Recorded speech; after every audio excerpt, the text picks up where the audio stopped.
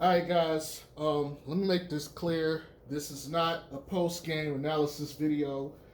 Matter of fact, I'm gonna try to get this done within 3 to 5 minutes because I need to eat. I just got in and all of that. Let me say, I did not watch this entire game, which is why I'm not making this a post-game analysis. I still need to go watch certain parts of the game. I mainly saw in the first and second quarters the part that Zoe was in, and I didn't get to see any of the other, nor did I see anything in the third and the fourth. So, like I said, you guys are still gonna have to wait till tomorrow for me to do this. But let me just talk about something real quick, and we can move on from there.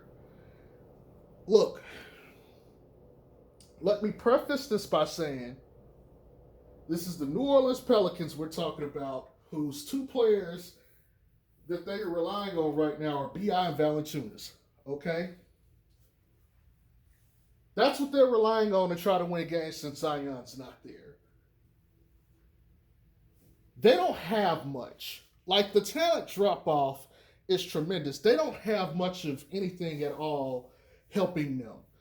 And they're not committed to defense. Okay? And so they really don't have much of an identity, if I'm being real. But let's just keep this blunt. Let's keep this 100. This defense of the Bulls can and will work. However, there are still teams it's not going to work on. But let's be real. I would say more than half of the league is not equipped to deal with the Bulls. Now, again, if you include the preseason, that's 4 additional games. But there's only 2 regular season games that you can pull tape from to figure out what they're doing. Now, I've seen the Iverson cut, the UCLA cut. I've seen different parts of, their offense. I've seen stagger screens, double screens. I've seen pin downs, yada, yada, yada. I'm not going to get into the play-by-play breakdown of what they're running. But what I do want to say is Billy Donovan should be coach of the year. And yes, and I'm going to go ahead and say that after 2 games. So let me be real why I say this. Billy Donovan did exactly what he was supposed to do, and it's one of my problems with a lot of coaches. He built a system based on the parts he had to maximize what they can do. Now, again, there's obvious weaknesses, and there are teams that they will lose to just because of those weaknesses, okay? But he figured out the cheat code, which ain't the cheat code, but he did things that certain other coaches refuse to do. He identified what they are, he identified what they need, and he built it around it, and he convinced them all. He's like, look, if you guys want to win, this is the way. Based on this, this, and this. This is what we need from all of you. If you buy into this, we will do better than everybody else is expecting. Look, Bulls could very well have the number 1 defense this year.